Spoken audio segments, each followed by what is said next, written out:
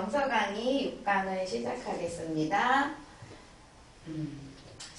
이제 우리 죄책감이라고 하는 영역에서 가장 이제 중요한 부분, 어떻게 보면 클라이막스 같아요. 그래서 잘 다뤄보려고 하고요. 자, 우리가 죄로 말미암아 잃어버린 하나님의 나라로 인하여 하나님이 우리에게 명하신 창조의 목적도 잃어버렸다라는 게 우리 지난주에 강의였고요. 지난번. 그래서 우리가 땅을 정복하여야 되고 하나님의 목적을 다시 회복하여야 된다. 그러기 위해서 죄와 사망의 법에서 우리가 해방되어야 된다. 그러면 죄와 사망의 법에서 너를 해방하였다라고 하는 이 해방이 도대체 구체적으로 상담에서는 뭐냐, 어떻게 해방되느냐, 그 부분의 방법론적인 것들을 조금 오늘은 다루는 거예요. 자, 하나님이 말씀으로 이 세상을 만드시고 하나님이 말씀으로 우리를 창조하셨죠. 그래서 이 말씀으로 창조된 우리가 우리의 그 말이 우리의 그 자손들을 통해서 말로 우리가 무언가들을 가르치고 전해요. 그런데 하나님이 보시기에 좋았더라라고 하는 것이 되어야 되는데 그 부모들이 보기에 좋았던 그 상태가 되었을 때 우리는 죄가 학습되고 있다라고 생각해도 된다라는 거예요. 구체적인 예를 들어보면, 자, 이 수치심과 죄책감에서 이 수치심을 불러일으키는 메시지가 있다라는 이야기를 그간 했죠. 자, 거기 보면 너무 똑똑한 척 하지 마라, 어리석게 굴지 마라, 남보다 튀지 마라, 미친 짓 하지 마라, 뭐 남자답게 행동해라, 숙녀답게 행동해라, 뭐 수많은 일들이 있을 거예요. 각자 그 부모가 말로 교육하고 보기에 좋았더라라고 했던 영역인 거죠. 그래서 본인들은 다 어떠한 메시지를 받으며 컸느냐가 이제 그 사람에게 갖고 있는 어떤 신념이 되는데, 자, 그런데 예전에는 어떻게 하지 마라가 많았다면 요즘은 조금 달라요. 어떻게 해라가 많죠. 그래서 똑똑해라, 아니면 예쁘게 굴어라, 예뻐야 된다, 아이고 예쁘네, 뭐 이런 거에 이제 가두어져 가지고 이제 그것에 너무나 많이 길들여져 있는 아이들이, 자, 똑똑하지 못했을 경우에 그로 인해서 그 묶인 그것이 자기 비난과 자기 우울로 가는 경우가 많아요. 그런데 예전에는 어땠냐면 너무 똑똑하게 굴지 말아라, 그리고 여자답게 굴어라, 여자는 이렇게 해야 된다, 이런 메시지가 많았어요. 그래서 이런 예를 좀 들으려고 하면 이제 가장 제일 편한 게 자기 얘기를 하는 건데, 자, 저는 요즘 영화를 보면서 되게 많이 좀 그 시대를 이해하게 되면서 조금 마음이 너그러워지는 부분이 있었어요. 왜냐하면 제 엄마가 늘 저에게 똑똑한 척 하지 말아라 라는 얘기를 너무 많이 하셨을 때 도대체 똑똑한 게 왜 나쁘다는 거야 라고 하면서 좀 이렇게 감정적인 갈등이 있었던 때가 있었어요. 근데 그 영화를 보면서, 아, 똑똑하면 잡혀가는 그 시대에 할머니 손에서 이렇게 크셨다라고 하는데, 이제 할아버지도 있고 증조 할머니죠. 그러니까 증조 할머니, 할아버지, 할머니 모두가 전쟁통에 이렇게 그 괴뢰군들이 들어와서 이렇게 막 마당에 상주하고 있으니까 수백 명들이, 그러니까 그 손녀를 보호하기 위해, 자기 딸을 보호하기 위해 똑똑한 척하지 말아라. 그게 저희 엄마가 살아낸 어떻게 보면 생존의 언어인 거죠. 그러니까 그 언어를 저에게도 학습하셨고 그런 것들이 이렇게 전수되어졌던 것들을 이해하게 되면서, 아, 그랬구나. 근데 저에게는 또 다른 메시지가 있어요. 할아버지가 저를 우물가에서 이렇게 세수시키시면서 세상이 바뀌었다, 아가야. 그러니까 너도 공부해야 된다, 똑똑해져야 된다, 그 얘기를 하셨거든요. 그러니까 엄마가 한 얘기와 할아버지가 한 얘기와 증조할머니가 한 얘기가 다 다를 때 되게 많은 이 혼란 가운데 나는 무엇을 붙잡았나, 그러니까 저의 경험을 붙잡았던 것 같아요. 저는 우리 오빠가 많이 다쳤을 때 이렇게 되게 위험했었는데, 그 위험할 때 이렇게 작은 엄마가 좀 실수를 하신 게 있어요. 간장을 바른 거죠. 상처 부위에.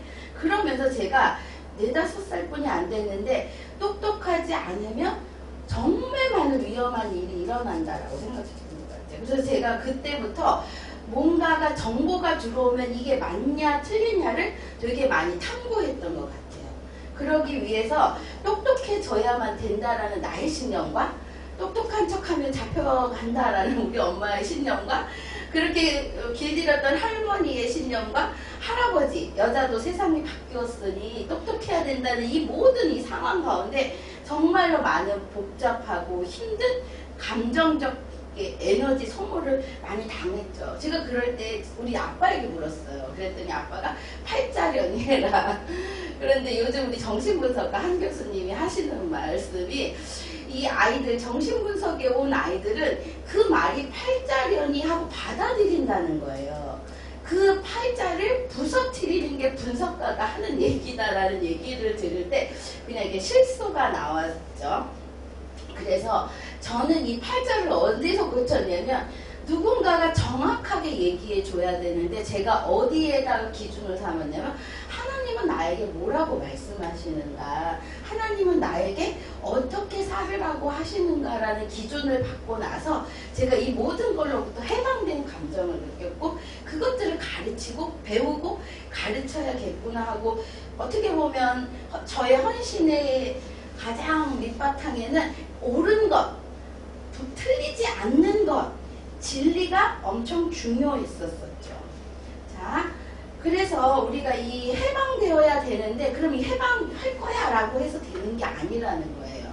자, 성령 충만은 사도행전 2장 3절과 사도행전 2장 4절에 보면 제가 이 분석가의 길을 가면서 제가 되게 중요했던 이야기가 여기에 적혀 있는 걸 보고 되게 용기와 도전을 얻는데, 자, 우리가 분석을 한다라는 거, 상담을 한다라는 건 전이와 역전이를 이용해서 상대의 언어를 바꾸는 거예요.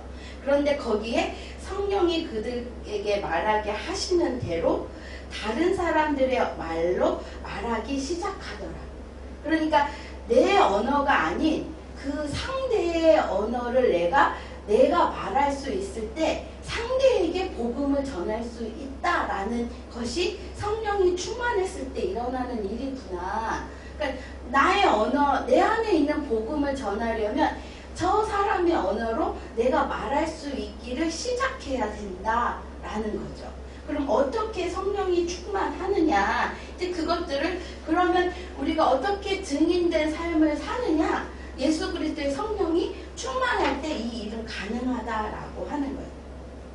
자, 그럼 이 충만함이 무엇으로 표현되어지느냐? 예수께서 우리의 삶에 오셔서 십자가를 지심으로 십자가의 구속의 은혜가 우리에게 무언가 막혔던 것들을 해방시키시고 나를 구속하신 그것이 삶에서 무엇으로 드러나느냐? 그것은 내 형제가 나에게 죄를 지으면 몇 번이나 용서하리까? 라고 질문하는 베드로의 질문에서 7번까지 하리까? 했을 때 예수께서는 그렇게 말씀하시지 않는다는 거예요. 70번씩 7번을 해야 된다. 그럼 이게 490번이나 하면 되냐? 그게 아니라 무엇냐면 그 사람에게로 왔던 이 죄의 증거인 이 수치심에 묶여있던 이것이 풀어지기 위해서 7번이 아니라 490번 동안 다루어져야 된다라는 거죠. 그 490번을 누구와 다루느냐, 어떻게 다루느냐가 이제 관건인데 어디서 다룰까요? 어떻게 다룰까요? 가장 안전한 곳에서 다루죠. 그게 남편일 수도 있고 부인일 수도 있고 때로는 자녀일 수도 있어요. 참혹하겠지만 그것들이 다루어지는 동안에 그 사람들의 그런 모든 죄가 그것을 오염시키는 그거로부터 예수 그리스도는 우리를 해방시키시기를 원한다. 죄와 사망으로부터 해방시키시기를 원한다라고 하는 거예요.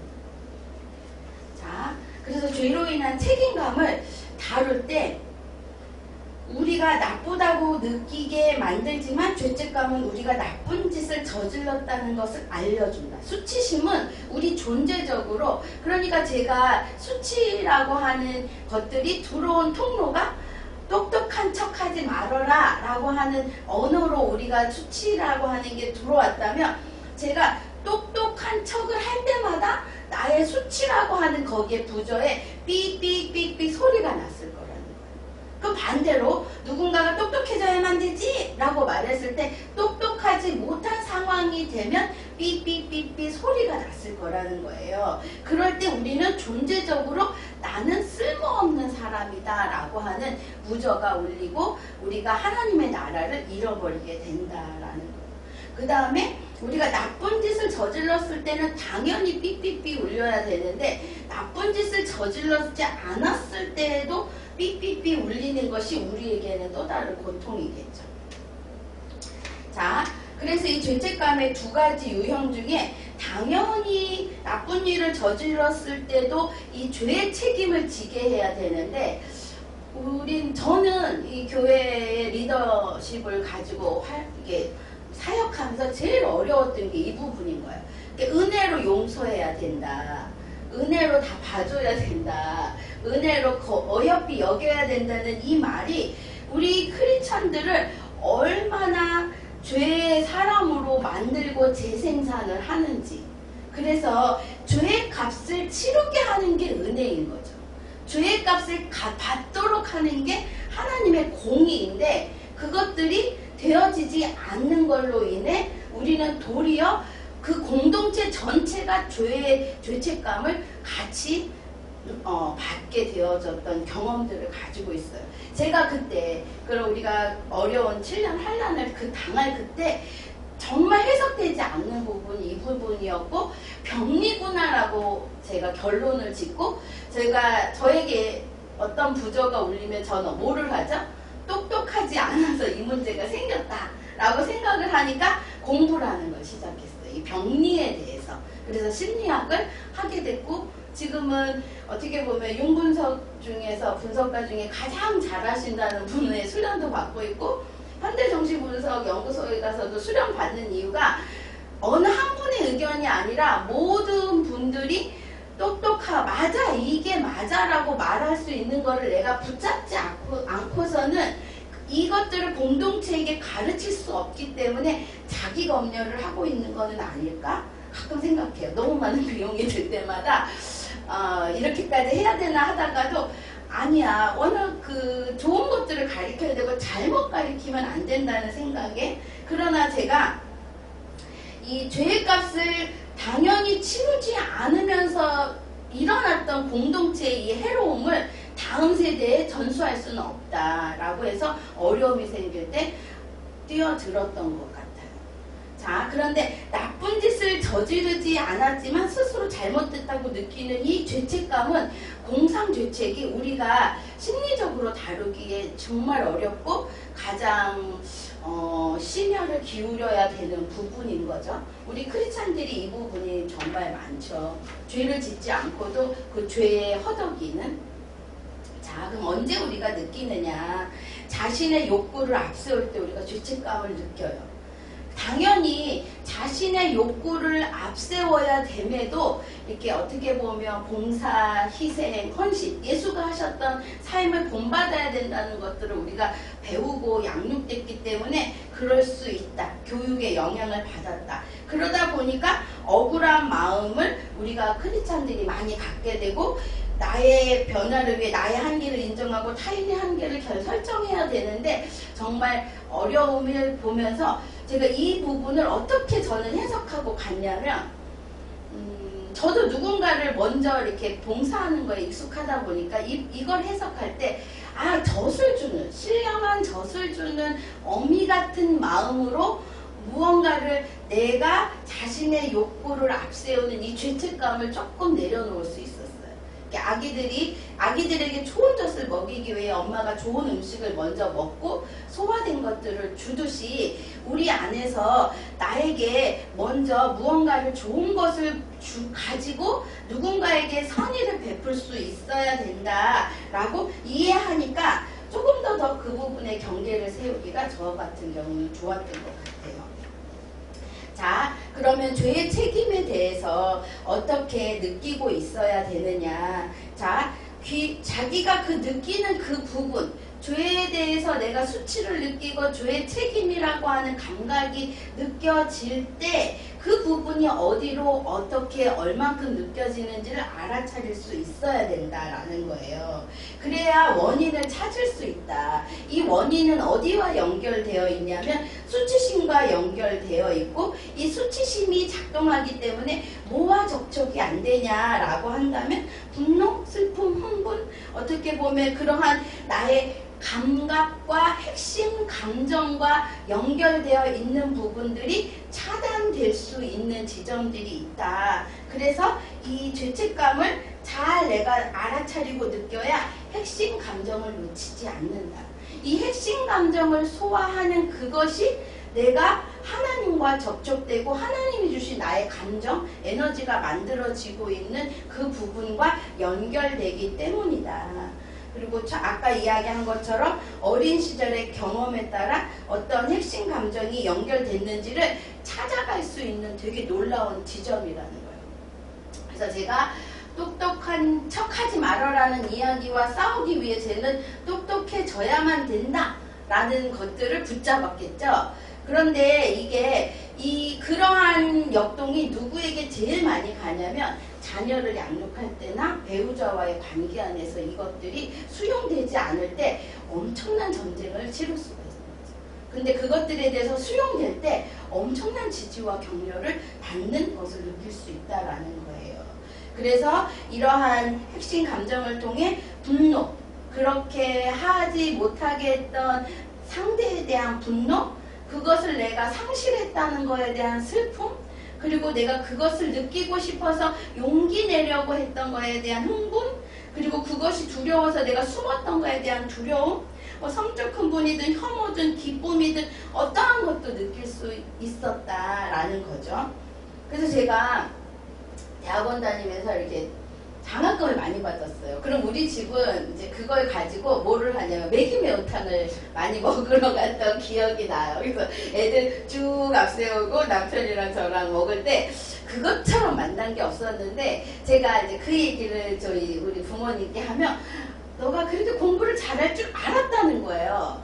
그런데 저희 엄마랑 아버지는 알았다는데 그 얘기를 해주신 거는 너무나 늦은 시간이었어요. 제가 공부를 잘해가지고 이렇게 오면 우리 집은 너무 슬펐어요. 이렇게 공부를 잘 못하는 우리 오빠, 딱지치기도 못하고 구슬치기도 못하고 약간 아팠으니까 이제 그런 오빠에 대한 애달픔 때문에 제가 무언가를 잘해오는 거에 대해서 너무 불편해 하셨던 그 표정 때문에 성적을 잘 받은 날이면 이게 거의 사색이 돼서 이렇게 들어왔던 제가 너무 반가워해주는 우리 가족들을 볼 때 약간 치유되는 그런 마음들을 좀 느꼈던 것 같아요. 지금도 약간 무언가를 잘 해내고 나면 약간 희열을 느끼는, 아직도 미숙함이 좀 있는 걸 보면 조금 더 격려를 받아야 되지 않나 라는 생각이 들어요.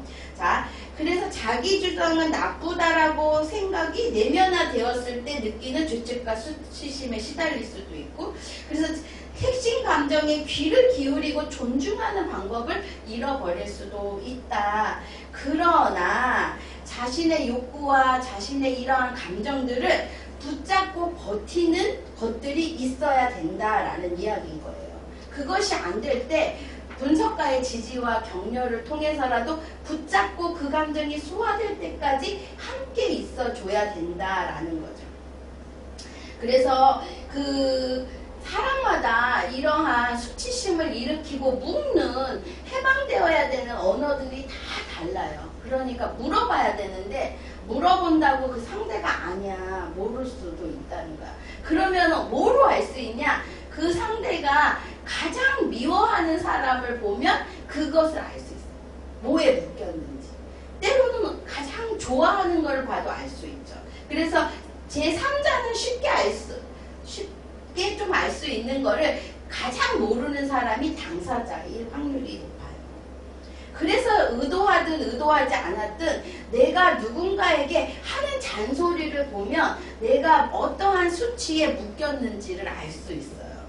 그래서 그 상대가 그거로 인해 상처받았다라고 한다면 그것은 하나님의 은총인 거예요. 둘이 함께 상처를 치유할 방법을 찾았다라는 거예요. 그래서 변화할 수 있는 지점을 만났다. 그런데 이때 다 아니라고 하죠. 난 그런 적 없다고 하는데, 그런 적이 있던 없던 어떠한 면이 어떻게 힘들었느냐라고 얘기를 듣고 사과할 수 있어서 겸손해질 수 있다면 그것은 서로에게 되게 중요한 수치가 치료되는 시간이라는 거죠.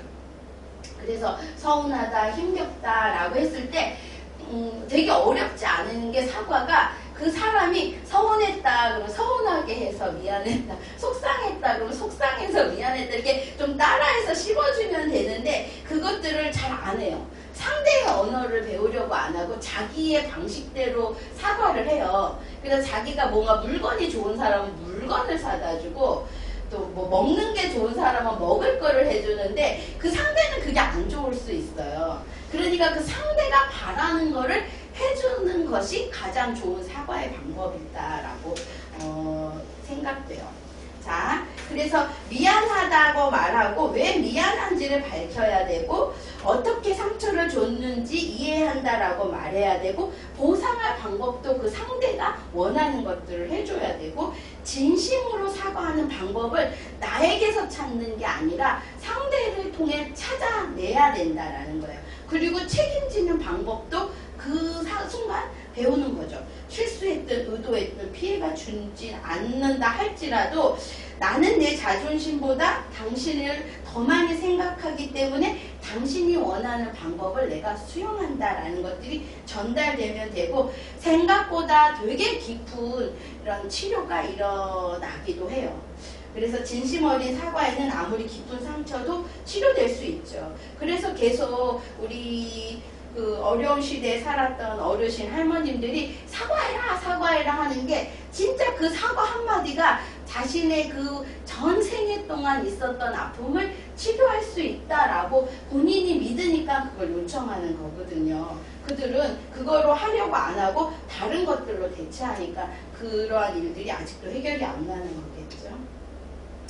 자, 이런 수치와 죄책이 우리 안에 누군가의 말, 그냥 남들은 생각지도 안 하고 이렇게 지나갔던 그런 말이나 행동이나 태도로 인해 이렇게 될 때 수치와 죄책으로 불안을 잠재우는 방법이 있다라는 게 정서치유에서는 이 정서를 잠재우는 방법을 알려주는데, 생각보다 너무 간단해서 그렇게 될까라고 지금 생각하실 수 있는데 정말 그렇게 돼요. 자, 신체 감각에 집중하는 방법을 뇌가 일으키는데, 뇌의 변화를 일으키는데 효과적이다. 그래서 불안할 때 일어나는 감각이 있어요. 이렇게 손이 흔들린다든지, 배가 이렇게 울렁거린다든지, 몸이 들썩인다든지, 어느 신체적 부위가 유독 아프다든지, 그럴 때 그 감각을 벗어나려고 하지 말고 그 감각 안에 들어있는 스토리로 나의 어린 시절의 기억으로 찾아 들어가고, 호기심과 연민을 가지고 그 감정이 이렇게 나아질 때까지, 평온해질 때까지 머물러서 기다려준다라는 거예요. 그래서 방어하지 않고 모면하려고 들지 않고, 그럴 때 음악을 탁 크게 튼다든지 아니면 누군가와 수다를 떤다든지 그 상황에서 모면하려 하지 말고, 그 모든 상황을 가지고 그리스도 앞에 나를 탁 내려놓을 때 이 감각이 풀어지는 동안, 그동안 임재하시는 성령의 은혜가 그로부터 해방시키시는 놀라운 일들을 여러분들은 경험할 수 있어요. 자, 그 다음에 마음을 평온하게 하는 방법이 있다라고 해요. 근데 이거는 스스로 혼자 못하니까 분석가와 함께 같이 가야 되는데, 처음에 바꾸는 게 호흡이에요. 자, 그리고 복식 호흡을 해야 되고 길게 해야 된다 하지만, 이게 분석가의 호흡을 쫓아오는 것을 통해 그 내담자들의 호흡을 바꾸는 거예요. 그래서 제가 요즘 호흡이 조금 짧아져서 요즘 노래 부르기를 배우는데, 그만큼 이게 깊은 호흡을 길게 하면 할수록 상대는 조금 더 편안함을 누릴 수 있어요.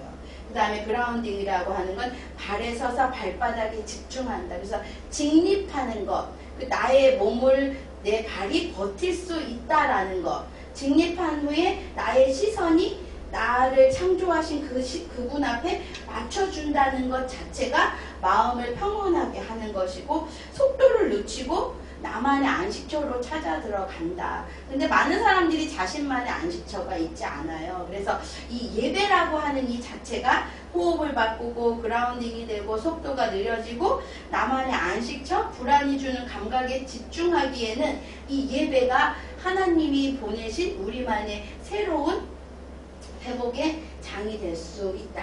이 코람데오의 삶을 매주 주기적으로 정직하게 다루는 자기의 현존이 되어야 된다라는 거죠.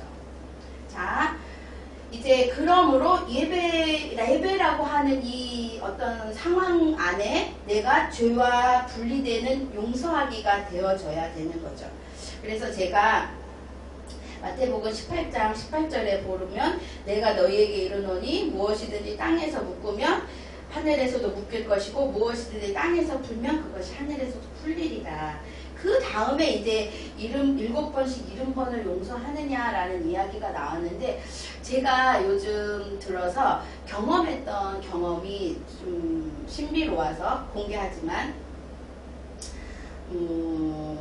제가 얼마 전에 꿈이 있어요. 꿈이 뭐냐면, 이렇게 우리 3층에 상담실을 이전할 때인데, 되게 오래된 어항에 이렇게 거의 썩은 물 같은 물이 이렇게 고여 있는 그거를 이렇게 제가 싱크대에 가서 이렇게 버리고 난 후에요. 그리고 났는데 이게 새벽에 우리 남편은 옆에 주무시고 나도 이렇게 자고 있는데 그냥 눈물이 주르르 흐르는 경험을 했는데, 그때 이 꿈을 꾸고 난 이후에 그래서 이게 눈물이 뭘까라고 이제 하고 분석을 받을 때 이게 마야의 그물이다. 마야의 그물을 뚫고 가서 네가 무언가를 오래된 감정을 좀 버렸나 보다라고 이야기를 하시는 거예요. 그래서 그게 뭘까 다루지 않고 오래 두었던, 그러니까 이제 오늘 이야기한 요 수치를 일으켰던 요 이야기와 좀 맥락이 맞나는 거죠. 제가 이렇게 너 똑똑한 척 하지 마. 똑똑하면 안 돼. 오빠보다 똑똑하면 큰일 나. 뭐 안 돼. 뭐 어쩌고 저쩌고 하실 때 제 마음 안에 무엇이 있었겠어요? 서운함, 섭섭함. 막 그런 감정들이 이렇게 모아져 있었겠죠. 표현하지 않고. 착한 딸, 예쁜 딸, 말 잘 듣는 사람이 되니까 그게 모아진 감정들을 그냥 가만히 가지고 있었기 때문에 언제나 이렇게 뭔가 서운하고 섭섭함이 이렇게 배어나왔겠죠. 그런데 그게 마야의 그물이라고 표현하신 이유가, 마야에는 그 복을 받기 위해서 그물을 가지고 어느 날 길에 나가서 이렇게 낚아채서 잡히는 그 아이를 인신공양을 한다는 거예요. 그러니까 그 아이의 죄가 있고 없고의 문제가 아니라 그냥 누군가가 우리가 편안하려면 너가 문제가 있어야 되는 희생자를 찾기 위해 그 그물은 이게 던져진다는 거죠. 그러니까 저라고 하는 남존여비라고 하는 그 생각으로 저를 이렇게 묶었던 것들이, 제가 늘 쓸쓸하고 슬프고 속상하고 했던 감정을 표현하지 않은 채 이렇게 묶어놨던 것들이 어느 날 이렇게 흘러보낼 수 있었던 거. 은혜가 오니까, 하나님이 주신 은혜가 가득하니까 그냥 이렇게 놔줬던. 근데 그리고 난 후에 이제 우리 엄마가 요거 명절에 갔더니 100만 원을 주시는 거예요.